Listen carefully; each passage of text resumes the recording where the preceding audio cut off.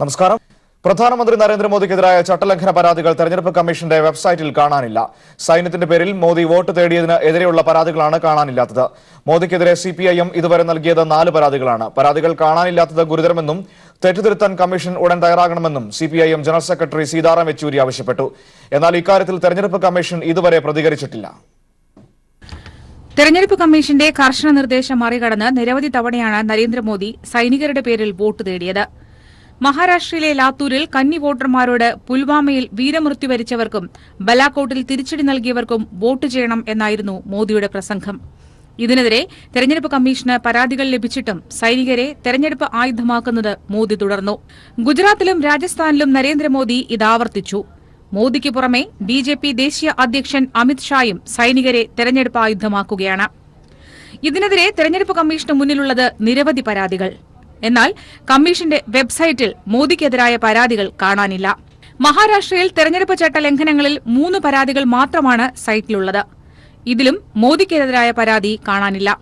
മോദിക്കെതിരെ നടപടി ആവശ്യപ്പെട്ട് CPIM ഇതുവരെ നൽകിയത് 4 പരാതികളാണ്. പരാതികൾ കാണാനില്ലാത്തത് ഗുരുതരവും ആശങ്കാജനകമെന്നും CPIM general secretary Sitaram Yechury ചൂണ്ടിക്കാട്ടി.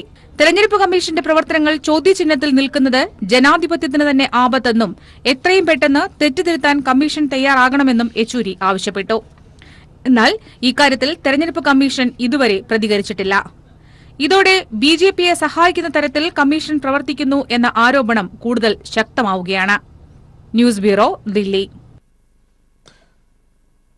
സുപ്രീംകോടതി ചീഫ് ജസ്റ്റിസിനെ ലൈംഗികാരോപണത്തിൽ കൊടുക്കാൻ കോർപ്പറേറ്റ് സ്ഥാപനം ശ്രമം നടത്തിയെന്ന ആരോപണത്തിൽ സുപ്രീംകോടതി ഇന്ന് അന്വേഷണം പ്രഖ്യാപിച്ചേക്കും. ആരോപണം ഉന്നയിച്ച അഭിഭാഷകൻ ഉത്സവ് സിംഗ് ബൈൻസിന്റെ അധിക സത്യവാങ്മൂലം കൂടി പരിശോധിച്ച ശേഷമാകും അന്തിമ തീരുമാനം. അധിക സത്യവാങ്മൂലം നൽകാൻ ബൈൻസിന് കോടതി ഇന്നലെ അനുമതി നൽകിയിരുന്നു. ചീഫ് ജസ്റ്റിസിനെ കൊടുക്കാൻ ശ്രമം നടത്തിയതിൽ 3 സുപ്രീംകോടതി ജീവനക്കാരും ഉൾപ്പെട്ടിട്ടുണ്ടെന്ന് സത്യവാങ്മൂലത്തിൽ ബൈൻസ് വ്യക്തമാക്കും. ജസ്റ്റിസ് അരുൺ മിശ്ര അധ്യക്ഷനായ 3 അംഗ ബെഞ്ചാണ് കേസ് പരിഗണിക്കുന്നത്. രാജ്യത്തെ ജനാധിപത്യ വ്യവസ്ഥയുടെ നിലനിൽപ്പിനും അതിന്റെ സംരക്ഷണത്തിനും നീതിന്യായ സംവിധാനങ്ങൾക്കും ഭരണകൂടത്തിനും ഉത്തരവാദിത്തമുള്ളതുപോലെ തന്നെ പൊതുസമൂഹത്തിനുമുണ്ടെന്ന് മുൻ സുപ്രീംകോടതി ജസ്റ്റിസ് ചെലമേശ്വർ പറഞ്ഞു. കുവൈറ്റിൽ പ്രോഗ്രസീവ് പ്രൊഫഷണൽ ഫോറം സംഘടിപ്പിക്കുന്ന ഇന്ത്യൻ ഭരണഘടന നേരിടുന്ന വെല്ലുവിളികൾ എന്ന ടോക്ക് ഷോയിൽ സംസാരിക്കാനെത്തിയ അദ്ദേഹം മാധ്യമപ്രവർത്തകരുമായി സംസാരിക്കുകയായിരുന്നു. രാജ്യത്തെ ജനാധിപത്യ വ്യവസ്ഥയുടെ നിലനിൽപ്പിനും സംരക്ഷണത്തിനും നീതിന്യായ സംവിധാനങ്ങൾക്കും ഭരണകൂടത്തിനും ഉത്തരവാദിത്തമുള്ള പോലെ തന്നെ പൊതുസമൂഹത്തിനുമുണ്ടെന്ന് മുൻ സുപ്രീംകോടതി ജസ്റ്റിസ് ശലമേശ്വർ പറഞ്ഞു. കുവൈത്തിൽ പ്രോഗ്രസീവ് പ്രൊഫഷണൽ ഫോറം സംഘടിപ്പിക്കുന്ന ഇന്ത്യൻ ഭരണഘടന നേരിടുന്ന വെല്ലുവിളികൾ എന്ന ടോക്ക് ഷോയിൽ സംസാരിക്കാൻ എത്തിയ അദ്ദേഹം മാധ്യമപ്രവർത്തകരുമായി സംസാരിക്കവെയാണ് ഇക്കാര്യം പറഞ്ഞത്. പൗരന്റെ അവകാശങ്ങളെക്കുറിച്ച് സംസാരിക്കുമ്പോൾ തന്നെ കടമകളെക്കുറിച്ചും ബോധവാന്മാരായിരിക്കണമെന്നും അദ്ദേഹം ഓർമ്മിപ്പിച്ചു. ന്യായാധിപർ ഉൾപ്പെടെയുള്ളവർ സമൂഹത്തിന്റെ ഭാഗമായതുകൊണ്ട് തന്നെ പൊതുസമൂഹത്തിലുണ്ടാകുന്ന അപജയങ്ങളുടെ പകർപ്പ് ജുഡീഷ്യറിയിലും കണ്ടേക്കാം. അത് സ്വാഭാവികമായും സംഭവിക്കാൻ സാധ്യതയുള്ളതാണ്. എന്നാൽ നിയമസംവിധാനത്തിന്റെ കാവൽക്കാർ എന്ന നിലക്ക് ഇക്കാര്യത്തിൽ ഏറെ ജാഗ്രത ആവശ്യമാണെന്നും അദ്ദേഹം ഒരു ചോദ്യത്തിന് മറുപടിയായി പറഞ്ഞു. ഫഹഹിൽ കറി ലീഫ് റെസ്റ്റോറന്റിൽ നടന്ന വാർത്താസമ്മേളനത്തിൽ PPF president Santhosh Kumar, general secretary Anilkumar എന്നിവരും സംബന്ധിച്ചു. ഏപ്രിൽ 26 വെള്ളിയാഴ്ച മംഗഫ് അൽനജാദ് സ്കൂളിൽ വൈകുന്നേരം 5 മണിക്ക് നടക്കുന്ന ടോക്ക് ഷോയിൽ ജസ്റ്റിസ് ചലമേശ്വർ കുവൈത്ത് പൊതുസമൂഹത്തെ അഭിസംബോധന ചെയ്യും. News bureau, Kuwait. യാത്രക്കാരെ മാനസികവും ശാരീരികവുമായി പീഡിപ്പിക്കുകയാണെന്ന പരാതിയെ തുടർന്ന് കല്ലട ട്രാവൽസ് ഉടമ സുരേഷ് കല്ലട നേരിട്ട് ഹാജരാകണമെന്ന് മനുഷ്യാവകാശ കമ്മീഷന്റെ നോട്ടീസ്. മെയ് 29 കോഴിക്കോട് നടക്കുന്ന സിറ്റിംഗിൽ ഹാജരാകാനാണ് കമ്മീഷൻ അംഗം P. മോഹൻദാസ് ഉത്തരവിട്ടത്. അതേസമയം തിരുവനന്തപുരത്ത് നടന്ന മോട്ടോർ വാഹന വകുപ്പിന്റെ പരിശോധനയിൽ കല്ലടയുടെ ഓഫീസിന് ലൈസൻസ് ഇല്ലെന്ന് കണ്ടെത്തി വ്യാപക പരിശോധനയാണ് സംസ്ഥാനത്തെ അന്തർസംസ്ഥാന സർവീസ് ബസ്സുകളിൽ നടക്കുന്നത്. കല്ലട ട്രാവൽസ് ഉടമ സുരേഷ് കല്ലട മെയ് 29 രാവിലെ 10:30 കോഴിക്കോട് ഗവൺമെന്റ് ഗസ്റ്റ് ഹൌസിൽ നടക്കുന്ന സിറ്റിംഗിൽ ഹാജരാകാനാണ് കമ്മീഷൻ ജുഡീഷ്യൽ അംഗം P. മോഹനദാസ് ഉത്തരവിട്ടത്. കല്ലടയ്ക്കെതിരെ ഉയർന്ന ആരോപണങ്ങൾ ഡിവൈഎസ്പി റാങ്കിൽ കുറയാത്ത ഉദ്യോഗസ്ഥനെ നിയോഗിച്ച പ്രത്യേകം അന്വേഷണം നടത്തണമെന്നും ഡിവൈഎസ്പിയെ നിയോഗിക്കുവാനുള്ള ചുമതല എറണാകുളം ജില്ലാ പോലീസ് മേധാവിക്കാണ് നൽകിയിരിക്കുന്നതെന്നും ഉത്തരവിൽ പറയുന്നു. ഇതിനു പുറമെ ഗതാഗത കമ്മീഷണറും അന്വേഷണം നടത്തണം. ഗതാഗത കമ്മീഷണറും എറണാകുളം ജില്ലാ പോലീസ് മേധാവിയും 3 ആഴ്ചയ്ക്കകം അന്വേഷണ റിപ്പോർട്ടുകൾ സമർപ്പിക്കണമെന്നും സുരേഷ് കല്ലടയും വിശദീകരണം നൽകണമെന്നും ഉത്തരവിൽ പറയുന്നു. അതേസമയം തിരുവനന്തപുരത്തെ ബസ് ബുക്കിംഗ് ഓഫീസുകളിൽ മോട്ടോർ വാഹന വകുപ്പ് നടത്തിയ പരിശോധനയിൽ കല്ലട ട്രാവൽസും കല്ലടയുടെ ബുക്കിംഗ് ഓഫീസുകളും ലൈസൻസ് ഇല്ലാതെയാണ് പ്രവർത്തിക്കുന്നതെന്ന് കണ്ടെത്തി. ഓഫീസുകളിൽ ലൈസൻസ് ഇല്ലാത്ത LAPT ലൈസൻസ് എടുക്കാത്ത ഓഫീസുകൾ, ടിക്കറ്റിംഗ് ഏജൻറ്റുമാരുടെ ഓഫീസുകളിൽ അവർക്ക് ഒരു നോട്ടീസ് കൊടുത്തിട്ടുണ്ട്. 7 ദിവസത്തിനുള്ളിൽ LAPT ലൈസൻസ് എടുത്തിരിക്കണം എന്ന് കാണിച്ച് ഒരു നോട്ടീസ് കൊടുത്തിട്ടുണ്ട്. ഇല്ല, അവർക്ക് ലൈസൻസ് ഉള്ളതായിട്ട് കാണുന്നില്ല. ഇത് കല്ലട നേരിട്ട് നടത്തുന്ന ഏജൻസിയാണോ? ഇപ്പോൾ കയറിയ 2 കല്ലട നേരിട്ട് നടത്തുന്നതാണ്, ബാക്കി വേറെ വണ്ടികളുടെയൊക്കെ ഏജൻറ്റുമാരാണ്. പരിശോധനയിൽ കല്ലട ട്രാവൽസിന്റെ 6 ബസ്സുകൾ ഉൾപ്പെടെ 23 ബസ്സുകൾക്ക് 5000 രൂപ വീതം പിഴ ഈടാക്കിയിട്ടുണ്ട്. അനധികൃതമായി ചരക്ക് കയറ്റുന്നതിനും പിഴ ചുമത്തി. തുടർന്നും കൃത്യമായി പരിശോധനകൾ ഉണ്ടാകുമെന്നും നടപടി സ്വീകരിക്കുമെന്നും മോട്ടോർ വാഹന വകുപ്പ് ഉദ്യോഗസ്ഥർ പറഞ്ഞു. കൈരളി ന്യൂസ്, തിരുവനന്തപുരം. കല്ലട ബസ്സിലെ ദുരനുഭവം പങ്കുവച്ച അധ്യാപികയായ മായക്കെതിരെ ബസ് ജീവനക്കാരന്റെ ഭീഷണി. ഫേസ്ബുക്കിലൂടെയാണ് നിരഞ്ജൻ രാജു എന്ന ജീവനക്കാരൻ ഭീഷണി മുഴക്കിയത്. ഇതിനെതിരെ സൈബർ പോലീസിൽ മായ പരാതി നൽകി. നേരത്തെ മായയുടെയും മകളുടെയും ദുരന്ത യാത്രാ വിവരണം വൈറലായിരുന്നു. കല്ലട ബസ്സിൽ യാത്രക്കാരനെ മർദ്ദിച്ച സംഭവമുണ്ടായ സാഹചര്യത്തിലാണ് തിരുവനന്തപുരം യൂണിവേഴ്സിറ്റി കോളേജിലെ അധ്യാപികയായ മായ മാധവൻ തനിക്കും മകൾക്കും കല്ലട ട്രാവൽസിൽ നിന്നും നേരിടേണ്ടി വന്ന ദുരനുഭവം പങ്കുവയ്ക്കുന്നത്.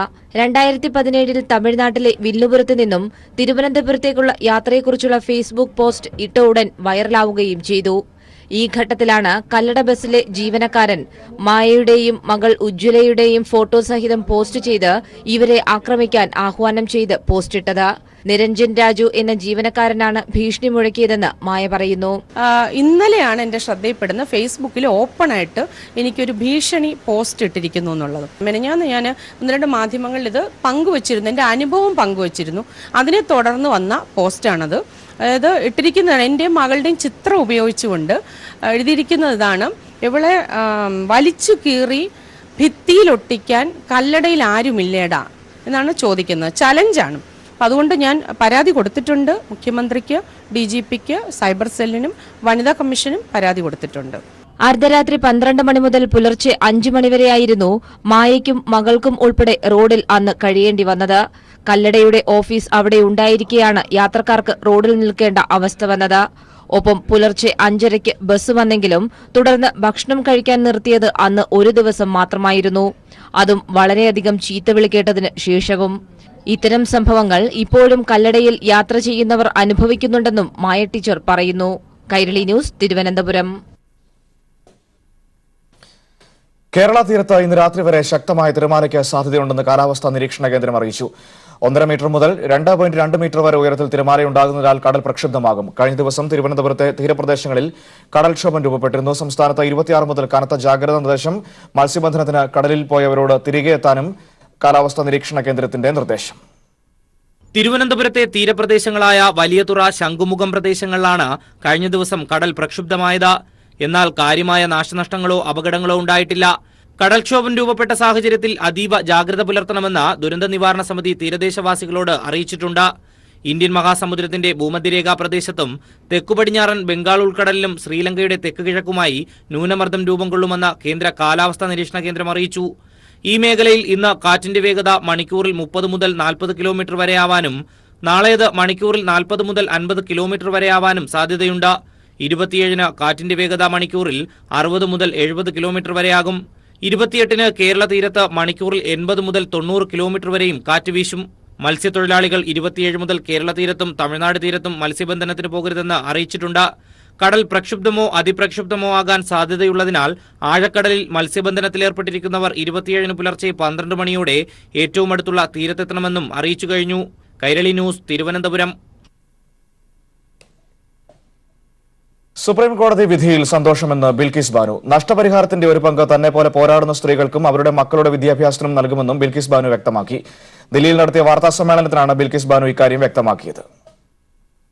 ഗുജറാത്തിൽ കൂട്ടമാനഭംഗത്തിന് ഇരയായ ബിൽക്കിസ് ബാനുവിന് 50 ലക്ഷം നഷ്ടപരിഹാരം നൽകണമെന്നും താമസ സൗകര്യവും ജോലിയും ഗുജറാത്ത് സർക്കാർ നൽകണമെന്നുമാണ് കഴിഞ്ഞ ദിവസം സുപ്രീംകോടതി ഉത്തരവിട്ടത്. കോടതി ഉത്തരവിന്റെ പശ്ചാത്തലത്തിലാണ് ബിൽക്കിസ് ബാനു മാധ്യമങ്ങളെ കണ്ടതും. കോടതി വിധിയിൽ സന്തോഷമുണ്ടെന്ന് പറഞ്ഞ ബിൽക്കിസ് കോടതി താൻ അനുഭവിച്ച വേദന മനസ്സിലാക്കിയെന്നും തനിക്ക് നീതി ലഭ്യമാക്കിയെന്നും പറഞ്ഞു. നഷ്ടപരിഹാരമായി ലഭിച്ച 50 ലക്ഷം രൂപയിൽ ഒരു വിഹിതം തന്നെ പോലെ പോരാടുന്ന സ്ത്രീകൾക്കും അവരുടെ മക്കളുടെ വിദ്യാഭ്യാസത്തിന് നൽകുമെന്നും ബിൽക്കിസ് വ്യക്തമാക്കി. തനിക്ക് വേണ്ടി ഗുജറാത്ത് സർക്കാർ ഒന്നും ചെയ്തിട്ടില്ലെന്നും ബിൽക്കിസ് ചൂണ്ടിക്കാട്ടി.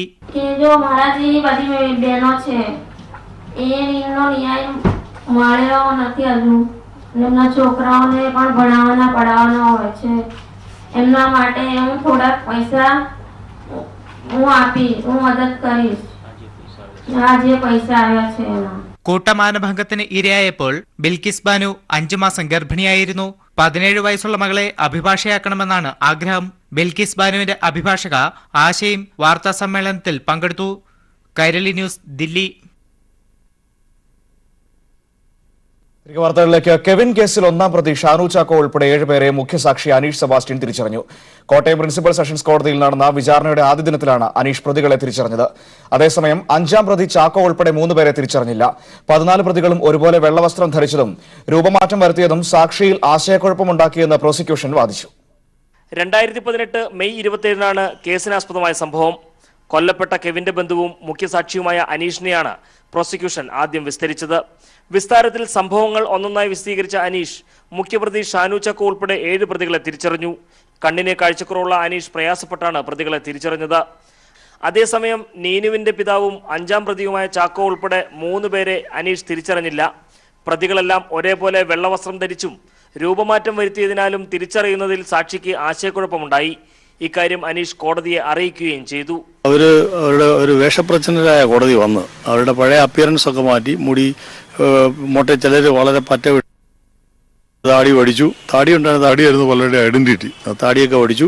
അങ്ങനെ അവരുടെ അപ്പിയറൻസിനകത്ത് ഒരു വ്യത്യാസപ്പെടുത്തി വന്നു. എല്ലാവരും ഒരേ കളറുള്ള ഷർട്ട്, വെള്ള ഷർട്ട് ധരിച്ചാണ് എല്ലാവരും വന്നത്. തിരിച്ചറിയുന്നതിലേക്ക് ചില പെശകൾ പറ്റിയിട്ടുണ്ട്. SI ബിജു അവരുടെ ഫോട്ടോ എടുത്തിട്ടുണ്ടല്ലോ.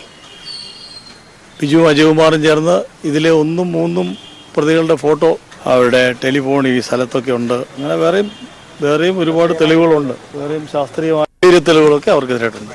രാവിലെ 10 മണിക്ക് തുടങ്ങിയ പ്രോസിക്യൂഷൻ വിസ്താരം വൈകിട്ട് 4-നാണ് പൂർത്തിയായത്. അതിനുശേഷം മുഖ്യപ്രതി ഷാനു ചാക്കോയുടെ അഭിഭാഷകൻ സൂരജ് അനീഷിനെ ക്രോസ് വിസ്താരം ചെയ്തു. കോടതി സമയം കഴിഞ്ഞും വിചാരണ നീണ്ടുപോയി. 186 സാക്ഷികളെ വിസ്തരിക്കേണ്ടതിനാൽ മധ്യവേനൽ അവധി ഒഴിവാക്കിയാണ് വിചാരണ. ഇതിന് ഹൈക്കോടതി പ്രത്യേക അനുമതി നൽകി.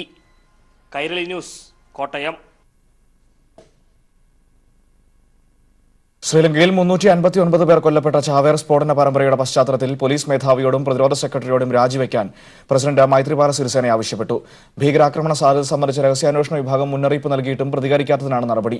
ഈസ്റ്റർ ദിനത്തിൽ ചാവേർ സ്ഫോടനങ്ങൾ നടത്തിയ 9 പേരിലൊരാൾ സ്ത്രീയാണെന്ന് പ്രതിരോധ സഹമന്ത്രി റുവാൻ വിജയവർ വെളിപ്പെടുത്തി. 60-ലേറെ പേർ അറസ്റ്റിലായിട്ടുണ്ട്. സ്ഫോടനത്തിൽ കൊല്ലപ്പെട്ട ജനതാദൾ എസ് നേതാക്കളായ 7 പേരുടെ മൃതദേഹം ബംഗളൂരുവിലെത്തിച്ചു.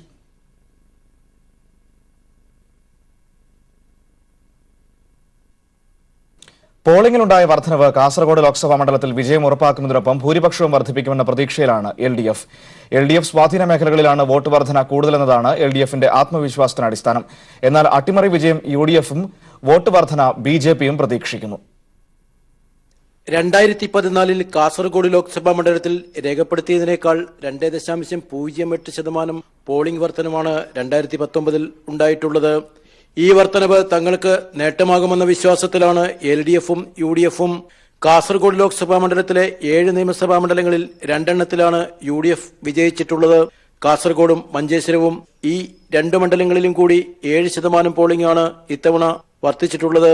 LDF വിജയിച്ച ഉദുമ, കാഞ്ഞങ്ങാട്, തൃക്കരിപ്പൂർ, പയ്യന്നൂർ, കല്യാശ്ശേരി മണ്ഡലങ്ങളിൽ ആകെ 8% പോളിംഗ് വർധനവുണ്ടായിട്ടുണ്ട്. LDF സ്വാധീന മേഖലകളിൽ ഭൂരിപക്ഷം വർദ്ധിക്കുമെന്നും UDF കേന്ദ്രങ്ങളിൽ കൂടുതൽ വോട്ടുകൾ LDFന് അനുകൂലമായി നേടാനും സാധിക്കുമെന്ന് സ്ഥാനാർത്ഥി KP സതീഷ് ചന്ദ്രൻ പറഞ്ഞു. LDFന്റെ കേന്ദ്രങ്ങളാണ് താരതമ്യേന വോട്ട് വർധന കൂടുതൽ. UDFന്റെ പ്രദേശങ്ങളിൽ ആ നിലവാരത്തിൽ വോട്ട് വർദ്ധിച്ചിട്ടില്ല. അപ്പോൾ ഏതാണ്ട് ഒരു 90,000 1 ലക്ഷത്തോളം വോട്ട് വർദ്ധിച്ചിട്ടുണ്ട്. നിശ്ചയമായും ആ വോട്ട് വർദ്ധിച്ച വോട്ടിൽ പോളിംഗിൽ കൂടുതൽ ലഭിക്കുക LDFനാണ്. എന്നാൽ UDF കേന്ദ്രങ്ങളിലെ ഭൂരിപക്ഷം വർദ്ധിപ്പിക്കുന്നതിനൊപ്പം അടിയൊഴുക്കുകളിലൂടെ അട്ടിമറി വിജയം നേടുമെന്ന വിശ്വാസത്തിലാണ് UDF സ്ഥാനാർത്ഥി രാജ്മോഹൻ ഉണ്ണിത്താൻ. 50,000-ൽ തുടങ്ങി 1 ലക്ഷം, അതിനപ്പുറത്തോട്ടും പോകാം. ഇത്തവണ 35 വർഷത്തിന് ശേഷം ഐക്യമുന്നണി ഈ മണ്ഡലം തിരിച്ചുപിടിക്കും. നിയമസഭാ തെരഞ്ഞെടുപ്പിലെ 72,000 വോട്ടിന്റെ ലീഡും പ്രചാരണത്തിലെ മേൽക്കൈയും LDFന് അനുകൂല ഘടകങ്ങളാണ്. തങ്ങളുടെ വോട്ടുകൾ ചോർന്നു പോകില്ലെന്നും വർദ്ധിപ്പിക്കുവാൻ സാധിക്കുമെന്ന ആത്മവിശ്വാസത്തിലാണ് BJP. News bureau, Kasaragod. K സുധാകരന്റെ കള്ളവോട്ട് ആരോപണം തോൽവി ഭയം മൂലമെന്ന് MV ജയരാജൻ. കണ്ണൂരിൽ നടത്തിയ വാർത്താ സമ്മേളനത്തിലാണ് ജയരാജന്റെ പ്രതികരണം. തെരഞ്ഞെടുപ്പിൽ കണ്ണൂർ ജില്ലയിൽ കള്ളവോട്ടും ക്രമക്കേടും വ്യാപകമായി നടന്നു എന്ന UDF ആക്ഷേപം വാസ്തവവിരുദ്ധവും ആടിനെ പട്ടിയാക്കുന്നതും അവർ നടത്തിയ ക്രമവിരുദ്ധമായ പ്രവർത്തനങ്ങളെ മൂടിവെക്കാനുമുള്ള ഒരു പ്രചരണമാണ്. അപ്പോൾ പരാജയപ്പെടാൻ പോകുന്ന വേളയിലെല്ലാം UDF സ്വീകരിക്കുന്ന അതേ തന്ത്രമാണ് ഇപ്പോൾ അവർ സ്വീകരിച്ചിട്ടുള്ളത്.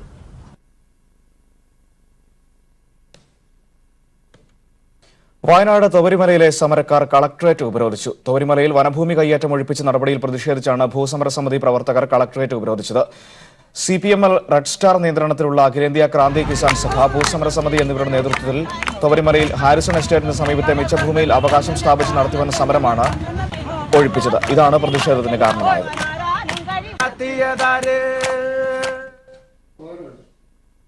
ടിക്ടോക്ക് ആപ്ലിക്കേഷൻ ഏർപ്പെടുത്തിയ നിരോധനം മദ്രാസ് ഹൈക്കോടതി നീക്കി. ടിക്ടോക്കിലെ വിവാദ ഉള്ളടക്കങ്ങൾ നിയന്ത്രിക്കാൻ സംവിധാനമുണ്ടെന്ന കമ്പനിയുടെ മറുപടി അംഗീകരിച്ചാണ് വിലക്ക് നീക്കാൻ മദ്രാസ് ഹൈക്കോടതി തീരുമാനിച്ചത്. ഏപ്രിൽ 3-നായിരുന്നു ടിക്ടോക്കിന് കോടതി നിരോധനം ഏർപ്പെടുത്തിയത്. തുടർന്ന് കമ്പനി സുപ്രീം കോടതിയെ സമീപിച്ചിരുന്നു.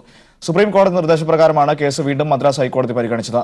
നിരോധനം നീക്കിയതോടെ ആപ്ലിക്കേഷൻ വീണ്ടും പ്ലേ സ്റ്റോറിൽ ലഭ്യമാകും.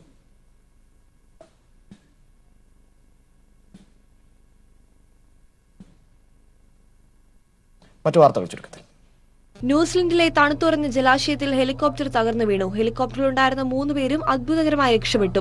ജലാശയത്തിൽ നിന്ന് രാത്രി നീന്തിക്കരയിലെത്തിയ 3 മണിക്കൂറുകൾക്ക് ശേഷം രക്ഷാപ്രവർത്തകർ എത്തി രക്ഷപ്പെടുത്തുകയായിരുന്നു. ഈസ്റ്റർ ദിനത്തിൽ ശ്രീലങ്കയിലുണ്ടായ സ്ഫോടന പരമ്പരയിൽ ചാവേറായവരിൽ ഒരു സ്ത്രീയും ഉൾപ്പെട്ടതായി ശ്രീലങ്കൻ പ്രതിരോധ സഹമന്ത്രി റുവാൻ വിജയവർദ്ധന. ഹോട്ടലുകളിലും പള്ളികളിലും ഉണ്ടായ സ്ഫോടനങ്ങളിൽ 9 പേരാണ് ചാവേറുകളായത്. ഉത്തര കൊറിയൻ നേതാവ് Kim Jong Un Russian president Vladimir പുടിനെ കാണുന്നു. റഷ്യയിലെ വ്ളാഡിവോസ്റ്റോക്ക് നഗരത്തിൽ ഇന്ന് നടക്കുന്ന ഉച്ചകോടിയിൽ കരാർ ഒപ്പുവെക്കലോ സംയുക്ത പ്രസ്താവന ഉണ്ടാവില്ലെന്നാണ് സൂചന.